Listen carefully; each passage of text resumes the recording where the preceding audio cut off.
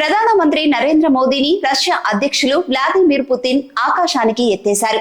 తన best friend అంటూ సంబోధించారు. రష్యాకు వచ్చిన మన ప్రధాని మోదీకి మాస్కో అవతల ఉన్న అధ్యక్షుడి నివాసంలో లభించిన గ్రాండ్ వెల్కమ్ ఇది. అమెరికా, యూరప్ తో పాటు మాజీ సోవియట్ దేశాలు పుతిన్ పై కత్తులు నూరుతున్న వేళ భారత ప్రధాని టూర్ రష్యాకు పెద్ద బలాన్ని, గొప్ప రిలీఫ్ ను ఇచ్చింది.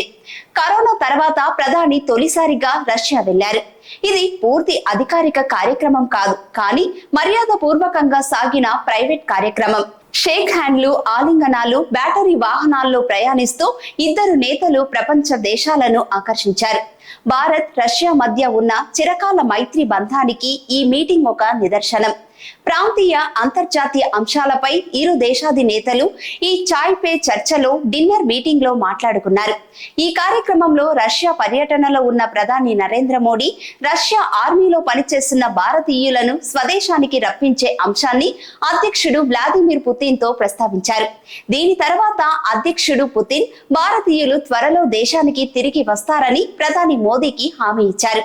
వాస్తవానికి రష్యా సైన్యంతో పాటు ఉక్రెయిన్ పై పోరాటానికి భారతీయ పౌరులను బలవంతంగా తరలిస్తున్నారన్న వార్తలు వచ్చాయి. భద్రతా సహాయకులుగా పనిచేసేందుకు భారతీయులను మోసపూరితంగా సరిహద్దులకు పంపుతున్నారు కొందరు ఏజెంట్లు.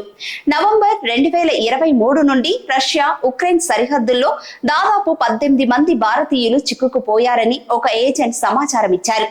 ఈ సమయంలో ఒకరు ప్రాణాలు కూడా కోల్పోయారు. ఈ నేపథ్యంలోనే తాజాగా ఇద్దరు దేశాధినేతల భేటీతో బలవంతంగా చిక్కుకుపోయిన భారతీయులకు విముక్తి లభిస్తోంది. అయితే ప్రధాని మోదీ రష్యా టూర్ పై అమెరికా ఆచితూచి స్పందించింది. ఉక్రెయిన్ విషయంలో ఐక్యరాజ్య సమితి చార్టర్ కు అనుగుణంగానే మోదీ స్పందించాలని అగ్రరాజ్యం కోరింది. భారత్ తమకు వ్యూహాత్మక భాగస్వామి అని, అయితే ఇందులో రష్యా విషయంలో సంబంధాలు కూడా ముఖ్యమేనని అమెరికా విదేశాంగ శాఖ ప్రతినిధి మాథ్యూ మిల్లర్ చెప్పారు.